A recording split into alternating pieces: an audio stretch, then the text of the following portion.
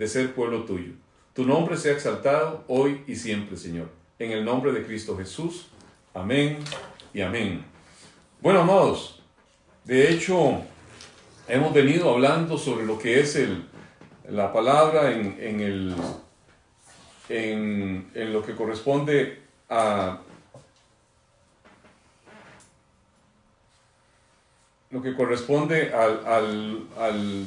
al tema de la carta de Juan. Y hoy aquí queremos, déjenme ver, tenemos que hacer un ajuste aquí porque usted sabe que en esto, si no, no grabamos y se nos complica la cosa. Un segundo nada más para que un detalle técnico aquí se favorezca. Nada más. Déjenme ver.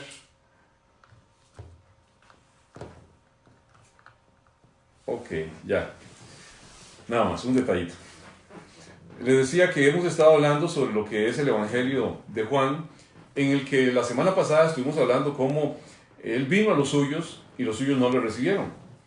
Sencillamente el pueblo de Israel no atendió, no vio que era su Mesías, no era la forma en que ellos lo estaban pensando que había de presentarse, y entonces hubo una renuencia, hubo un rechazo.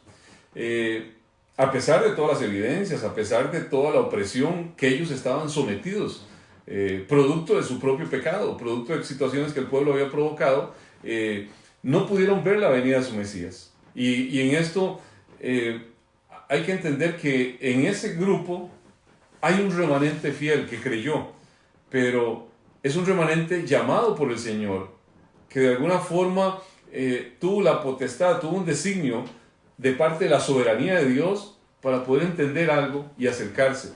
Y justamente sobre ese grupo es el que se refiere la palabra que sigue. En Juan capítulo 1, verso del 12 al 13, algo que le he llamado a esta predicación hijos de Dios, porque es lo que dice esta palabra, dice: mas a todos los que le recibieron, a los que creen en su nombre, les dio potestad de ser hechos hijos de Dios, los cuales no son engendrados de sangre, ni de voluntad de carne, ni de voluntad de varón, sino de Dios. Aquí vemos cómo todo el rechazo presentado por ese mundo que no aceptó, que no entendió la venida del Mesías, es mitigado por un remanente de creyentes. Así vemos cómo todo el inicio de este libro trata sobre esa hostilidad que el mundo que es contrario al Señor presenta para con el Señor, presenta para con esa venida del Mesías.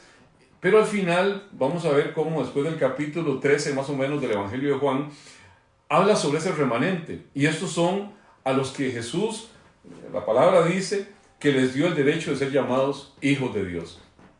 Muchas veces escuchamos, usted y yo, que se oye decir, bueno, todos somos hijos de Dios. Es una expresión muy popular, en razón de que todos de alguna forma procedemos o le debemos nuestra vida al que nos creó, al que nos estableció aquí. Pero si somos realmente congruentes con ese pensamiento, tendríamos que decir, bueno, lo adecuado sería decir, en este sentido, pues todos somos criaturas de Dios como cualquier otra parte de las criaturas de la creación.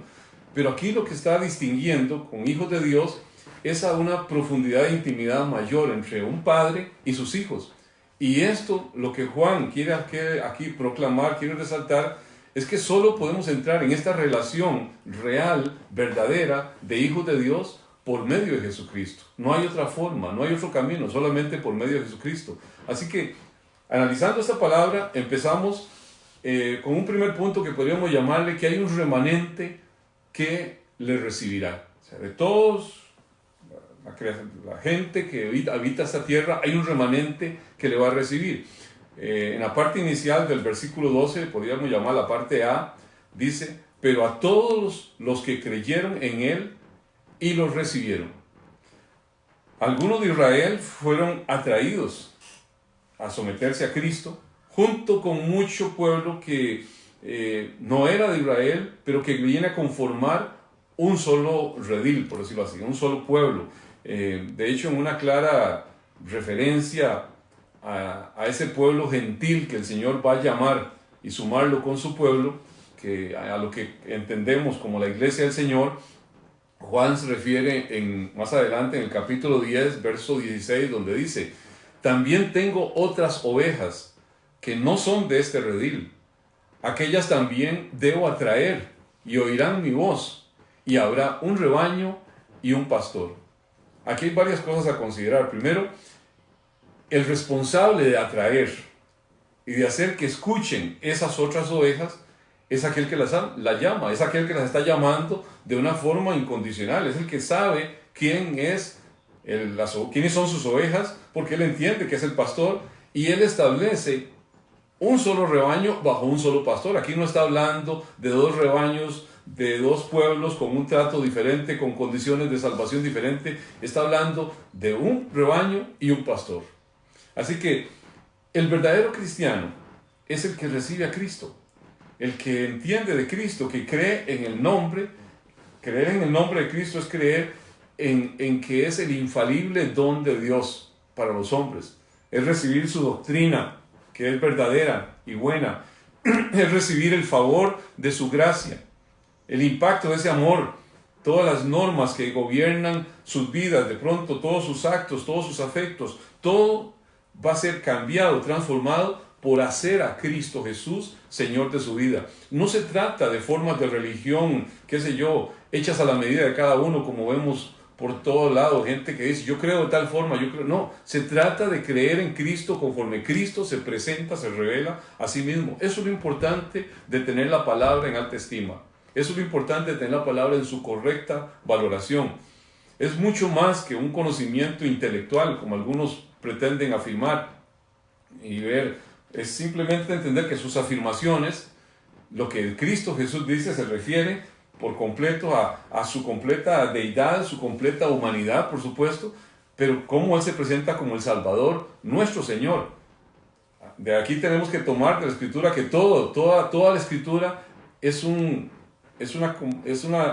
revelación permanente de esa identidad de Cristo Jesús. Creer en el nombre es creer, es recibir a la persona de Jesucristo, es poner nuestra confianza por entero en esa persona. De hecho, la doctrina principal de Juan es que en Jesús vemos la mente de Dios, la actitud para con los hombres, cómo Dios piensa, cómo Dios tiene estructurado su plan. Así que Dios es como lo vemos en la expresión de Jesús, porque Jesús es Dios. Entonces, a veces pretendemos ver como una separación entre el Dios Padre y el Dios Hijo, pero tenemos que entender que es un solo Dios. Y lo que Jesucristo nos transmite a través de su palabra, a través de su mensaje, es el mismo mensaje de Dios Padre. Dice: yo no aporto nada de mí, tal como el Padre me lo ha dicho, así yo le comunico. Vea lo que dice 1 Corintios 2:16. Pues ¿quién puede conocer los pensamientos del Señor? ¿Quién sabe lo suficiente para enseñarle a Él? Pero nosotros entendemos estas cosas porque tenemos la mente de Cristo. O sea, por la palabra, por el Espíritu Santo, estamos nosotros como creyentes capacitados para conocer los pensamientos del Señor.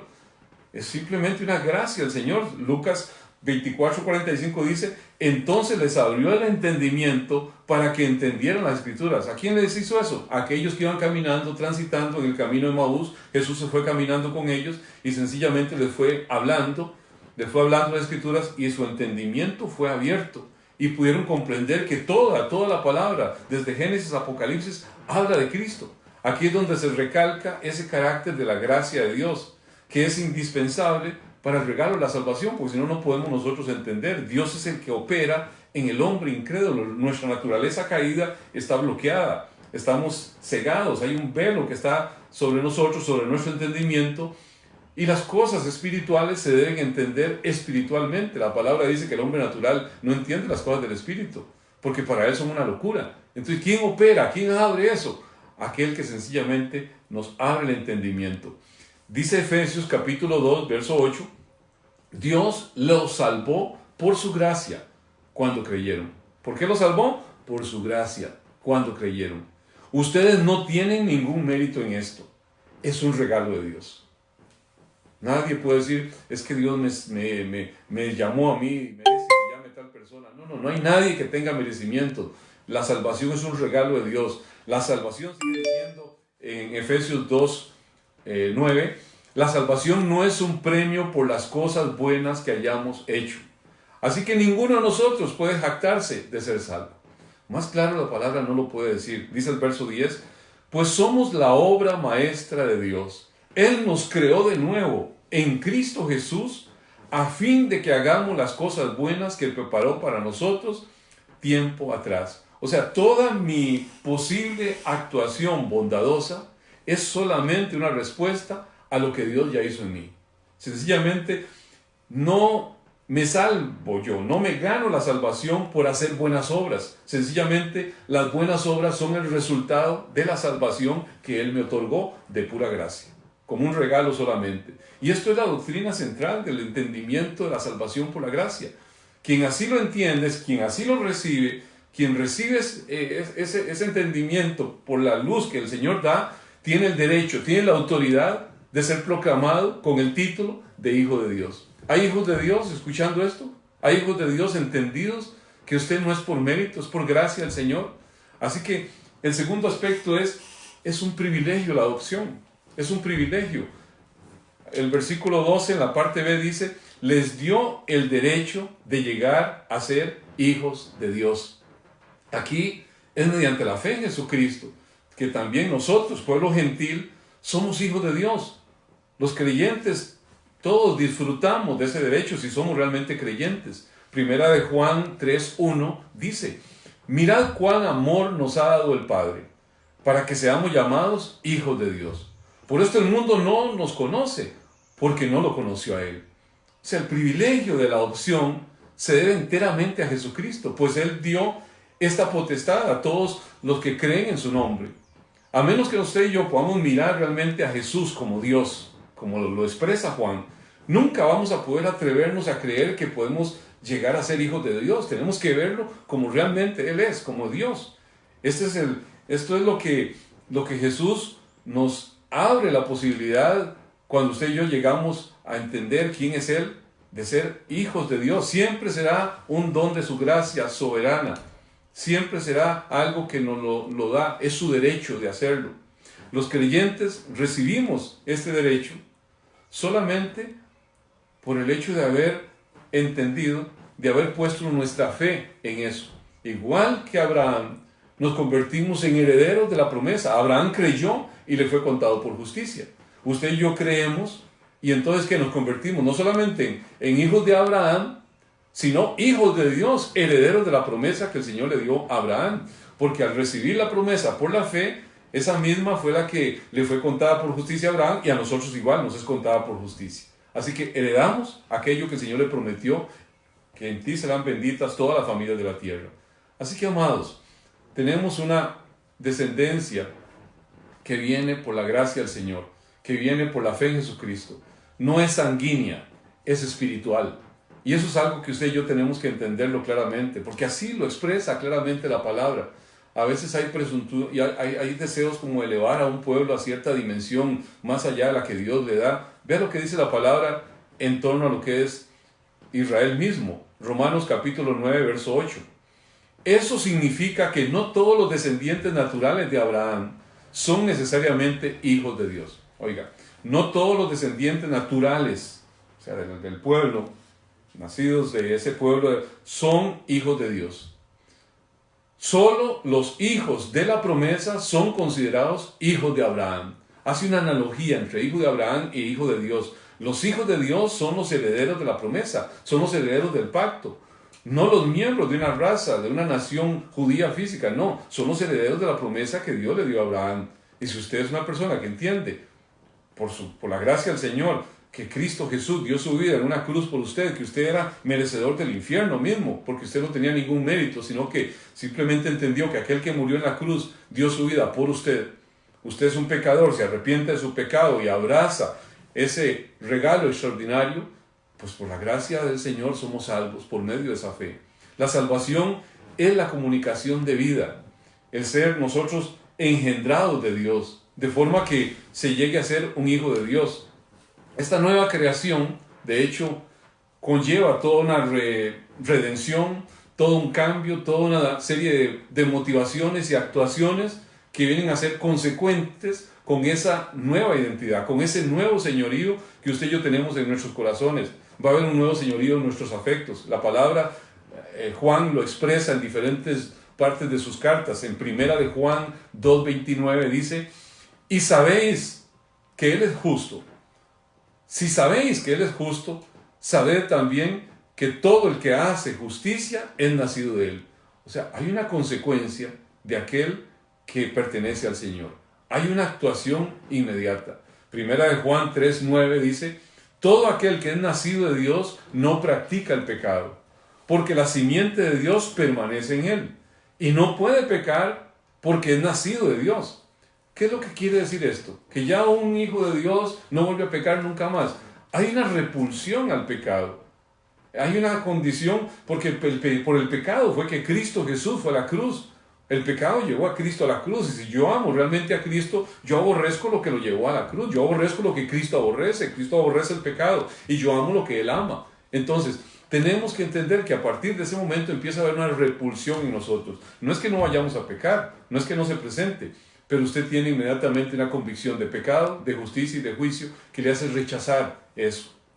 A causa de ser nacido de Dios, a causa de ser realmente llamado al pueblo de Dios, el hombre es transformado según la semejanza de Dios. Y así, al ser nacido de Dios, tiene las manifestaciones que son consecuentes con esta nueva naturaleza de hijos de Dios. Dice primera de Juan 4:7, amados, amémonos unos a otros, porque el amor es de Dios. Todo aquel que ama es nacido de Dios y conoce a Dios. El que no ama no ha conocido a Dios, porque Dios es amor. Así que el amor es algo que es inherente a todo aquel que es o le pertenece al Señor. Y usted puede ver a Dios aún en sus juicios. Todo esto que estamos viendo, toda esta situación, no podemos decir, no hay armonía con el Dios que nos ama. Hay algo que se salió de control. No, a Dios no se le sale nada de control. Muchas veces los juicios, por muy extraños que a nosotros nos parezcan, son parte del amor de Dios para que volvamos, para que nos dé la cachetadita y volvamos en sí. Cualquiera puede ser una persona que diga, yo profeso ser cristiano, pero son solamente aquellos que demuestran el amor del Padre, ese amor incondicional que Él ha dado, que lo puede manifestar en un cambio de vida, en una actitud diferente, son los que realmente son nacidos de nuevo. Yo pienso que tenemos una enorme oportunidad en el tiempo presente de testificar que somos nacidos de nuevo, hijos de Dios, gente que ama con el amor de Dios. El amor que se demanda es de una naturaleza abnegada, es una naturaleza que brota de Dios. No es algo que se pueda fingir. Hoy vemos situaciones, vemos conductas, vemos comportamientos de tanta gente actuando en la forma más instintiva, porque en los momentos de crisis usted ve el instinto salvaje de pronto salir, pero usted y yo no somos salvajes, somos hijos de Dios. Dios nos ha establecido una moral que es su moral en nosotros y tenemos que conducirnos conforme a eso. Primera de Juan capítulo 3 verso 16 dice, en esto hemos conocido el amor, en que Él puso su vida por nosotros. También nosotros debemos poner nuestra vida por los demás. Así que tenemos que negar nuestro supuesto, derecho, supuestos beneficios personales para satisfacer solamente lo nuestro y ver que hay necesidades ajenas que hay que satisfacer. Amados, no es algo sencillo. No fue sencillo que Jesucristo fuera a la cruz. No es sencillo cuando nuestra situación peligra, cuando nuestro patrimonio se ve de alguna forma afectado, pero son oportunidades de entender, de mostrar que somos hijos de Dios. Tenemos que realmente exaltar al que es digno de exaltación. Toda esa transformación que Dios ha producido en nosotros, aunque tuvo un claro inicio cuando usted y yo llegamos a Cristo, es algo que sin embargo lleva un proceso gradual en el que vamos siendo transformados en una verdadera identidad. Esa suprema, esa completa realización, ese ideal, es algo que está reservado para los tiempos finales. Vamos a ser libres de toda impureza, vamos a ser libres en una vida completamente en Dios, una vida en santidad, en el amor. Eso va a ser completamente manifiesto en un momento dado. Hay algo que lo detiene. Estas carnitas. Algunos dicen, yo quiero dejar de pecar. Pues tiene que morirse, porque lo que lo lleva a pecar es su carne que le inclina a una conducta pecaminosa. El problema nuestro con el pecado es esta carne que nos impulsa a estimar más nuestra vida que la vida que el Señor ha preparado para nosotros. Así que Juan capítulo 3 verso 2 dice: amados, ahora somos hijos de Dios. Usted y yo, aunque usted diga, no se parece tanto a hijo de Dios este bandido que yo conozco. Y aún no se ha manifestado lo que hemos de ser. O sea, es un hecho en el cielo, es un hecho realizado en nuestras vidas, en nuestro espíritu. Pero sabemos, dice, que cuando Él se manifieste, seremos semejantes a Él. Va a venir un momento en que Jesucristo va a venir en toda su gloria. Y dice, porque le veremos tal como Él es. Y todo aquel que tiene esta esperanza en Él, se purifica a sí mismo, así como Él es puro. Si usted es un hijo de Dios, usted va a tratar en todo momento de estar en una condición como el Dios que es puro y santo pretende encontrar a su pueblo, a sus hijos. Va a venir un momento Jesucristo. Si estamos con vida, seremos transfigurados y optaremos un cuerpo celestial. Si hemos perecido ya físicamente, seremos resucitados y recibiremos un cuerpo transfigurado y nos vamos a encontrar con Él. Pero a pesar de esta limitada condición en la que usted y yo podemos estar, en esta naturaleza caída, que está adherida a nosotros, a que está adherida a nuestra carne, usted y yo somos llamados a no dejarnos dominar por la carne, sino por el poder del Espíritu, hacer morir las obras de la carne. Y muchos de los temores y muchas de las cosas que puedan andar ahí es meramente la carne temblando. Pero amados, usted y yo tenemos algo mucho más apreciado que tenemos en Cristo Jesús. Somos hijos de Dios, hijas de Dios. Y vea lo que dice la última parte de este pasaje en el versículo 13, ese privilegio de esa regeneración. ¿Por qué? ¿De dónde viene? ¿A dónde se origina? Dice el versículo 13 de Juan capítulo 1. Ellos nacen de nuevo, no mediante un nacimiento físico como resultado de la pasión o de la iniciativa humana, sino por medio de un nacimiento que proviene de Dios. ¿Usted oyó bien? ¿Oyó bien? Hemos nacido no mediante un nacimiento físico como resultado de la pasión o una iniciativa humana. O sea, no fue un hombre, ninguno, tenemos un padre terrenal, pero no fue su iniciativa que yo fuera un hijo de Dios, sino por medio de un nacimiento que proviene de Dios. Todos nosotros, los que hemos sido adoptados en su familia, es porque hemos sido regenerados. Ser hijo de Dios no se hereda, no es algo que viene de parte de papá, no viene de parte de mamá. Gloria a Dios si son santas personas y aman al Señor y nos han dado buenos valores y principios, pero tampoco es un derecho de ellos. No es un asunto de un esfuerzo personal, no es un asunto de un mérito personal, no es nuestra decisión puramente humana, no lo es. Por supuesto que tampoco es de que si yo me congrego en el renuevo, ahí van los santos y los buenos, gloria a Dios, está el renuevo. Es una bendición que compartir con usted, pero no se trata de decir ahí están los santos y los buenos, no. No es que si yo soy de la nación de Israel o soy, no es eso. No es que si yo fui bautizado o no fui bautizado, o he practicado tal o cual cosa. Nada de eso me puede hacer que un ser humano sea un cristiano. Es Dios el que lo hace. Todo esto tiene un gran valor. Y tenía un gran valor en lo que estaba hablando el apóstol Juan, porque era la pretensión de los judíos, de que al final de cuentas ellos se decían que eran los hijos de Dios por pertenecer racialmente al pueblo escogido, a los descendientes de Abraham. Hoy vemos a mucha gente, y también, si a mí me bautizaron de chiquitito, yo soy un hijo de Dios, no se dio cuenta ni qué pasó, pero es hijo de Dios, aunque su vida no conozca a Dios. Hay muchas prácticas, muchos ritos, muchas confesiones. Haga usted esta oración y ya todo va a cambiar. No se trata de eso. Se trata realmente de aquel que creyó, que murió en ese madero. El que dio su vida en ese madero fue el Dios encarnado, Jesucristo, el Hijo de Dios, puro y santo, y que vino a este mundo, dio su vida en una cruz para que todo aquel que en él crea no se pierda, sino que tenga vida eterna. Así que tenemos que entender que ese entendimiento, que esa claridad es algo que nos la da Dios. Van a haber muchas sorpresas en esto. Y el Señor le hizo ver al pueblo de Israel de las sorpresas que se iban a topar en el camino. Mateo 8, 11 al 12 dice así: y os digo que vendrán muchos del oriente y del occidente, y se sentarán con Abraham, Isaac y Jacob en el reino de los cielos. Mas a los hijos del reino serán echados. en las tinieblas de afuera. Allí será el lloro y el crujir de dientes. O sea, la nación hebrea, herederos físicos de Abraham, estaba hablándole a ellos, serán echados. Y esto era exactamente lo opuesto a la interpretación que los rabinos daban de todo eso, que sugerían que ese reino se ofrecía en una gran fiesta en compañía de Abraham, de su Mesías, y estaba abierta solamente para los judíos, hijos del reino terrenal.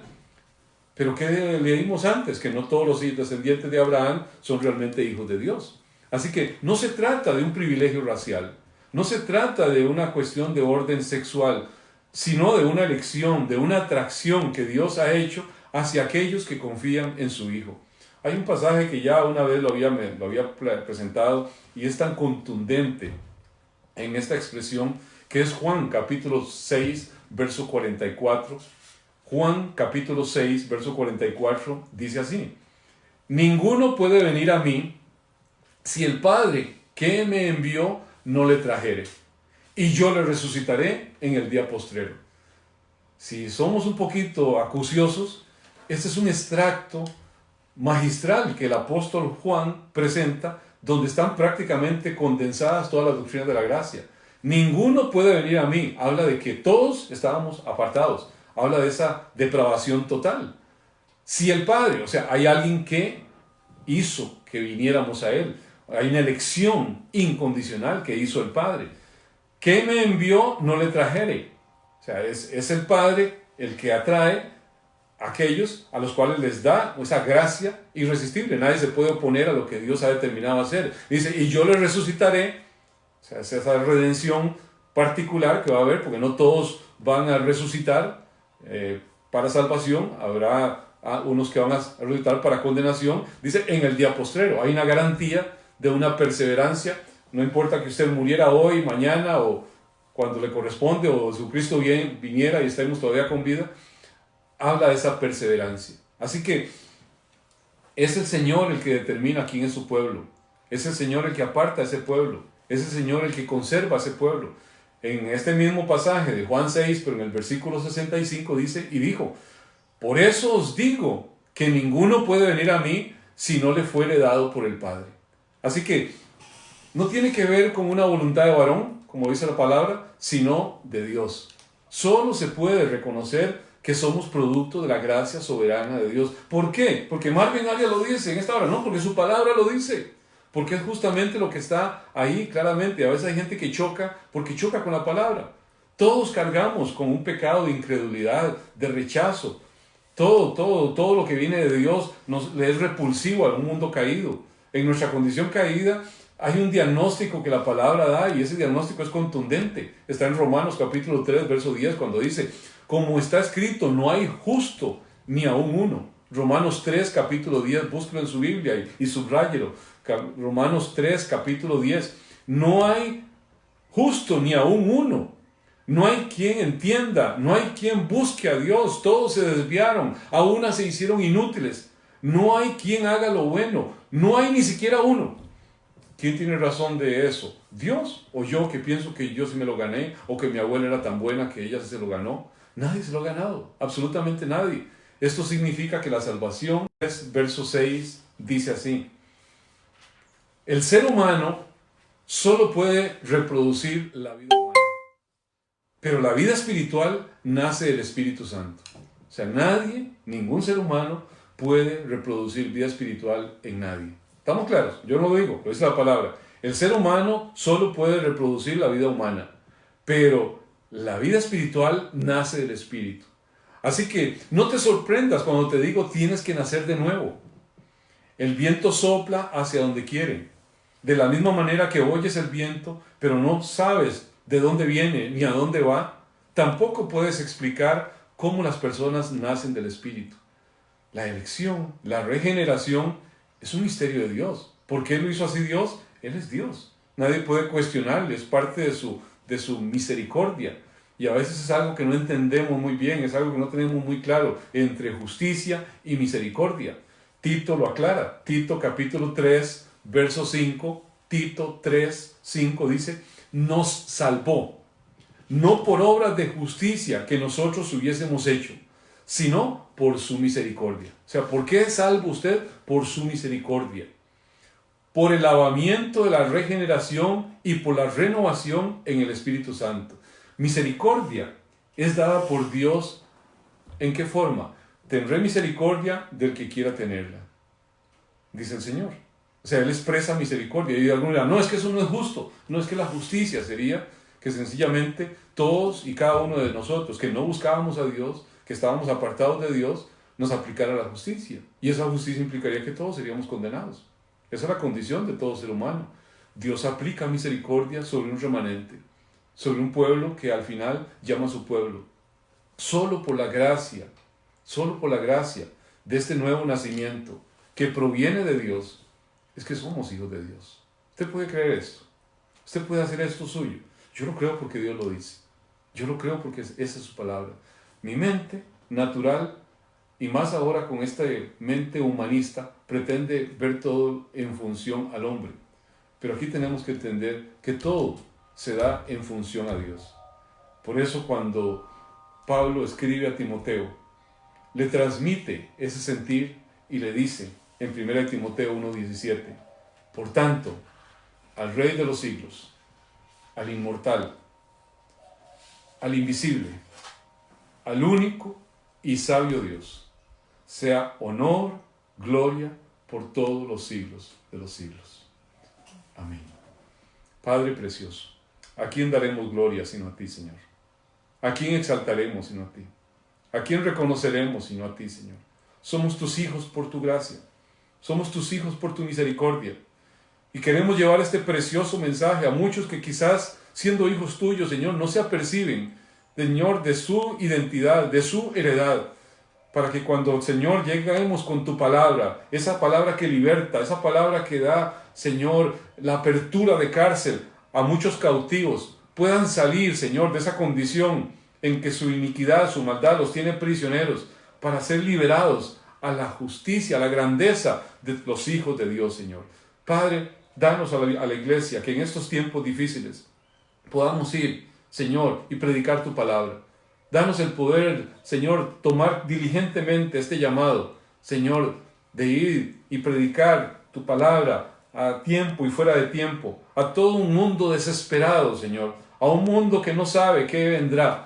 Pero tus hijos, Señor, sabemos cuál es el inicio, sabemos cuál es el fin, sabemos que tú eres el Señor, el único, el creador de los cielos y la tierra. Padre, oramos por Costa Rica, para que tú guardes esta nación, para que des sabiduría a nuestros gobernantes, para que ellos puedan tomar las sabias decisiones, Padre. Padre, oramos por este mundo que está en una debacle, que está, Señor, en un caos, para que tú, Señor, permitas que multitudes sean sumadas, Señor, a tu pueblo. Que multitudes entiendan que todo lo que el mundo enaltece, que todo lo que el mundo valora, en un día se cae, en un día no queda nada, porque tú eres el Dios de la historia, Señor. Padre, glorifica tu nombre, Señor, en estos tiempos. Como tu pueblo santo, Señor, queremos tener paz allí, en medio, Señor, de toda situación. Queremos entender, Señor, que tú eres, Señor, el que levantas, tú eres el que sostiene, Señor, tú eres el que riges las vidas de tus hijos, Señor. A ti te damos, Señor, honor, honra, gloria, alabanza y adoración por siempre, Señor. Que Dios les bendiga, amados hermanos. El Señor levanta a su pueblo, el Señor sostiene a su pueblo. Gracias, Señor. Gracias, bendito Dios. Si estoy cansado y débil por mi espalda, Gracias, bendito Dios. y siento que la angustia de Bueno, amados, agradecidos con Dios por su favor, por su gran misericordia, por su cuidado.